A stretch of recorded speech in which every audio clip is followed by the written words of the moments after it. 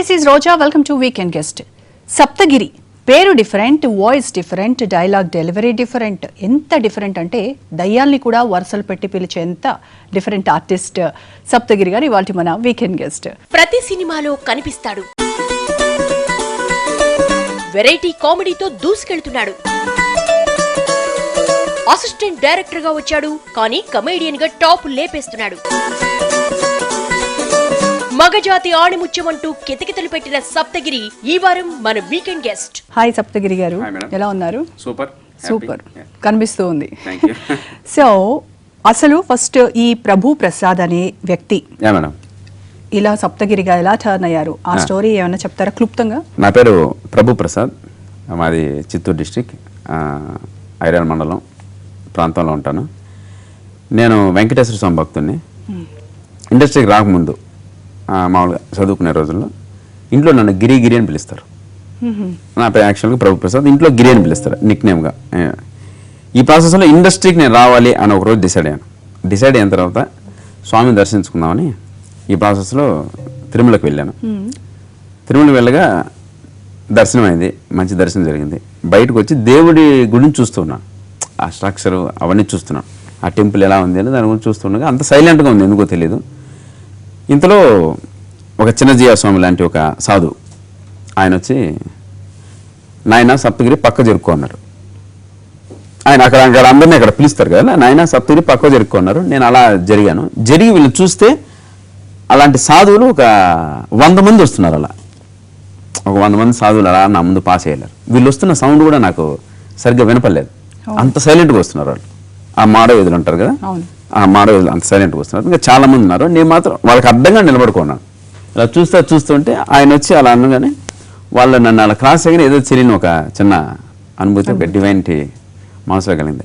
ఆయన అన్న పేరు బాగుంది, నాన్న సప్తగిరి పక్క జరిగిన నాన్న అని. ఇప్పుడు ఆయన ఒకరే అనుకున్న నేను తిరిగి చూస్తే ఒక 100 మంది సాధువులు ఒక ఆధ్యాత్మిక భావంతో ఏదో చిన్న అలా సైలెంట్గా వెళ్తున్నారు. ఏమాత్రం పిన్ డ్రాప్ సైలెంట్లో ఉంది.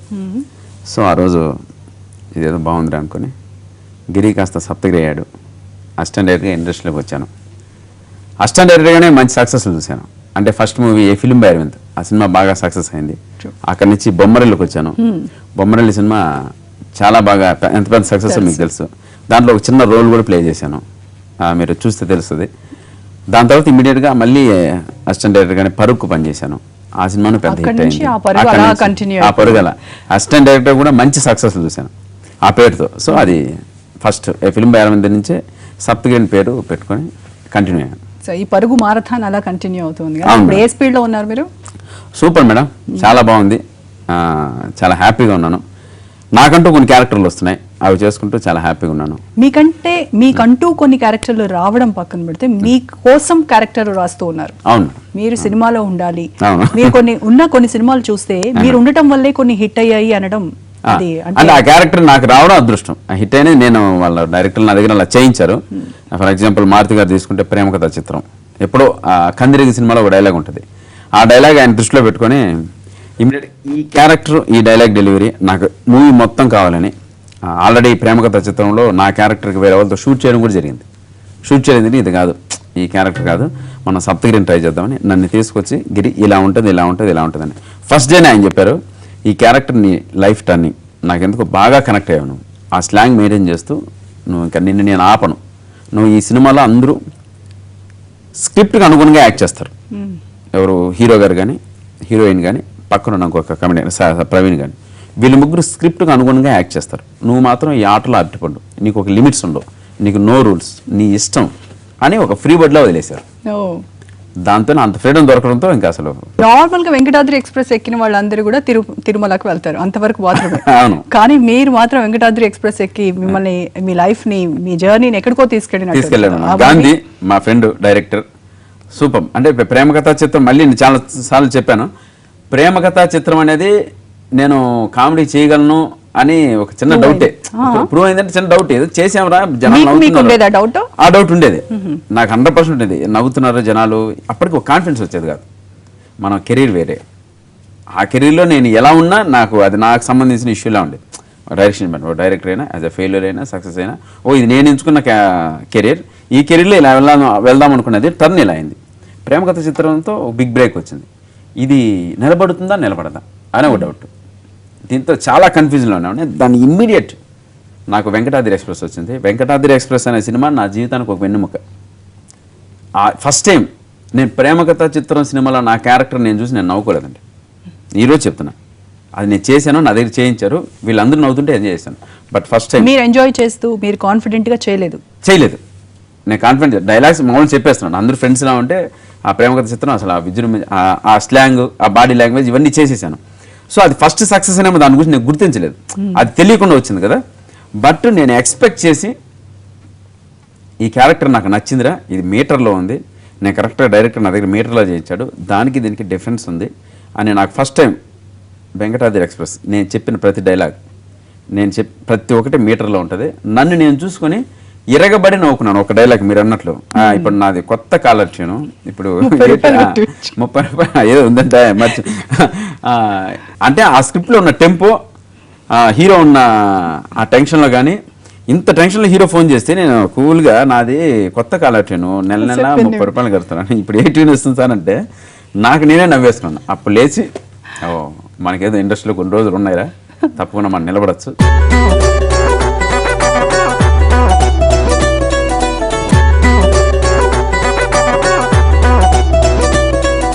రెమ్యునరేషన్ కూడా డిమాండ్ చేయట్లేదా సప్తగిరి? చేస్తున్నా మేడం, 100% రెమ్యునరేషన్ డిమాండ్ చేస్తున్నాను. అంటే ఇంకో విషయం ఏంటంటే, మీరు ఏ బ్యానర్నైనా అడగండి, మనం అడిగి ఇప్పుడు నేను ఒకటి అడిగాను అనుకోండి, దాన్ని వాళ్ళు ఎవరు వాళ్ళు నాతో ఒకటి మాట్లాడతారు, నేను చివరికి దానికే చేస్తాను. మీరు అడిగిన దానికి వాళ్ళు చెప్పిన దానికి 99% వాళ్ళు చెప్పిన రెమ్యునరేషన్కి సినిమా చేశాను. ఈవెన్ ఈరోజు మీరు ఎక్స్ప్రెస్ రాజా కంపెనీకి, యూవీ క్రియేషన్స్కి Pramod sir and Vamshi sir phone చేయండి, ఆ సినిమా అంత పెద్ద హిట్ అయిందండి, వాళ్ళు చెప్పిన రెమ్యునరేషన్ నేను చేశానా లేదా. ఈవెన్ ఈరోజు కృష్ణాష్టమి సినిమాకి దిల్ రాజు సార్ ఫోన్ చేయండి, దిల్ రాజు సార్ ఫోన్ చేసి సార్ మీరు ఎంత ఇచ్చారు రెమ్యునరేషన్ అడగండి, మీరు మీడియా పర్సన్ చెప్తారు, వాళ్ళు చెప్పిన రెమ్యునరేషన్కే చేశాను. త్రిపుర అనే సినిమా అడగండి, చాలా చిన్న సినిమా అన్నారు, వాళ్ళు చెప్పిన రెమ్యునరేషన్కే చేశాను.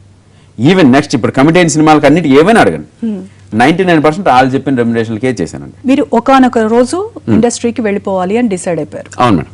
ఓకే, దానికంటే ముందు ఏం చేసేవాళ్ళు? అసలు ఇండస్ట్రీకి రావాలి అన్న కోరిక ఎందుకు కలిగింది?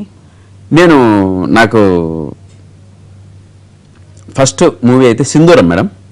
నేను డైరెక్టర్ అవ్వాలి అనుకొని నేను అసిస్టెంట్ డైరెక్టర్గా ఎంటర్ అయ్యాను ఇండస్ట్రీకి. ఆర్టిస్ట్ అనేది మనకు తెలియదు, అది బై మిస్టేక్ సడన్ యాక్సిడెంట్లో అలా జరిగి మనం కమెడియన్ అయ్యాం తప్ప, అది ఈ రోజుకి ఎలా జరిగిందో నాకే విచిత్రం.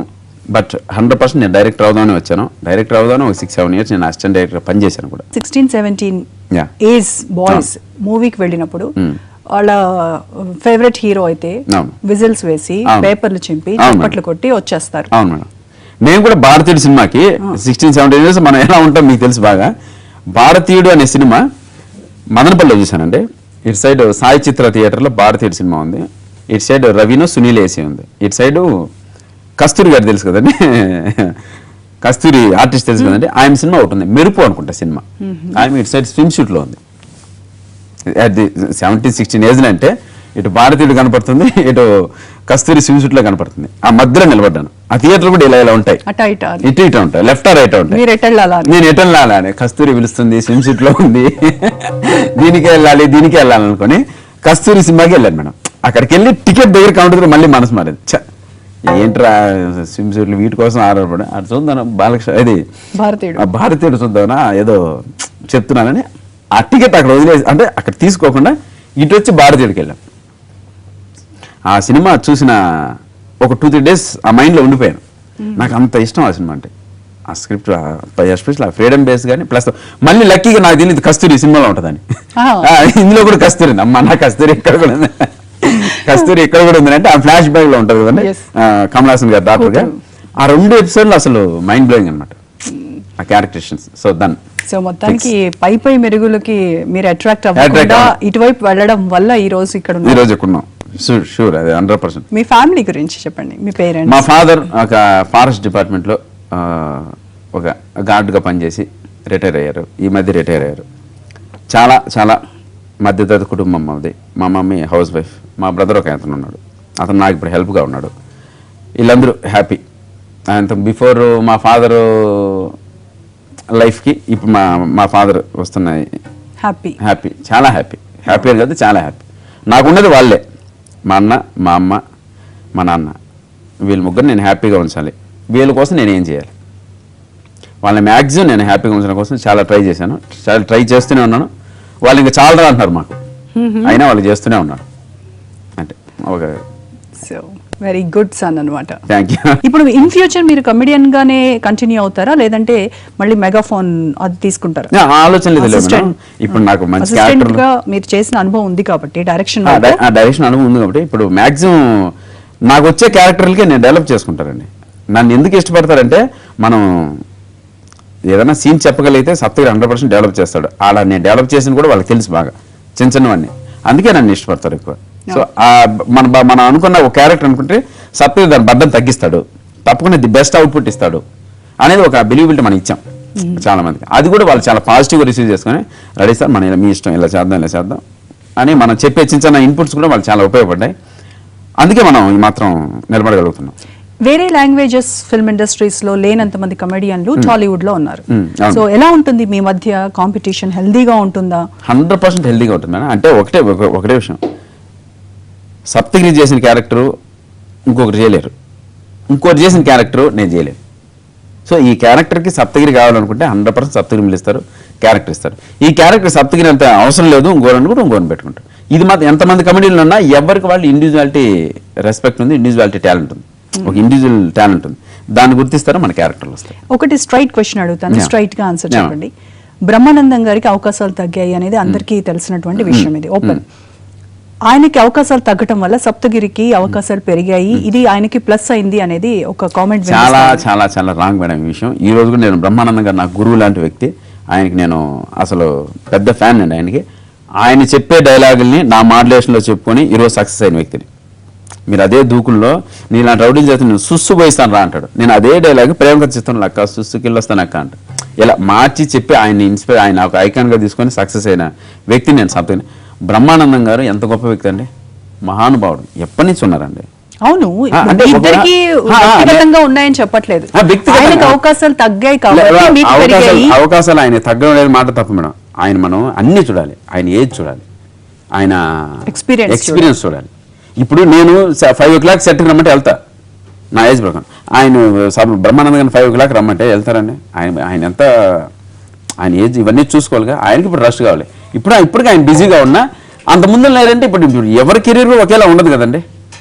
మన ఆయన రేజ్ రెస్పెక్ట్ 30 ఏళ్ళ నుంచి ఆయన 30-40 సంవత్సరాల నుంచి ఆయన మేకప్ వేసుకుంటున్నారు, 34 సంవత్సరాల నుంచి ఆయన కనమ్మతల సర్వీస్ చేస్తున్నారు. ఎన్ని గొప్ప సినిమాలు చేశారు, ఎంతమందిని నవ్వించారు, ఎంతమంది గుండెల్లో బ్రహ్మానందం గారు ఉన్నారు.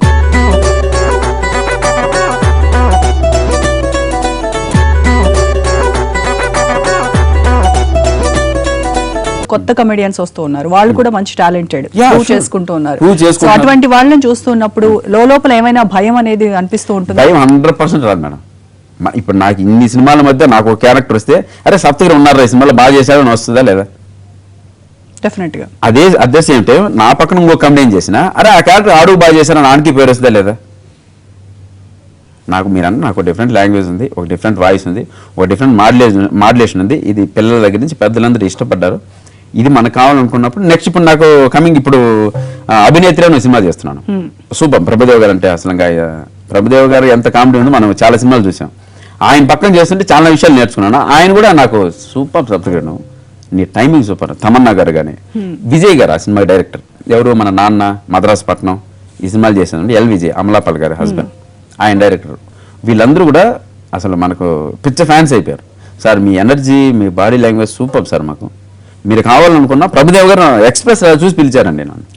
ఎక్స్ప్రెస్ మూవీ చూసి ఎవరు అబ్బాయి ఫస్ట్ ఆ అబ్బాయిని పిలవండి, ఆ అబ్బాయి మన క్యారెక్టర్ సరిపోతాడు అని ఆ సినిమా చూసి పిలిచారు. సప్తగిరి చేస్తున్న యాక్షన్, ఆయన చేస్తున్న కామెడీ మొనాటనస్ గా అయిపోయింది అనేటువంటి కామెంట్స్ కూడా వినిపించాయి.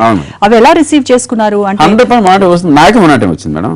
మీరు అనడం కాదు, నేనే 4 సినిమాలు చూసుకున్నాను అనుకోండి, ఒక 4 సినిమాలు చూసుకున్నాను అనుకోండి, రే ఏంటో దాంట్లోనూ ఒకేలా ఉంది, ఇందులోనూ ఒకేలా ఉంది, ఇందులోనూ ఒకేలా అంటే నిజంగా మనకి యాక్టింగ్ రాదు.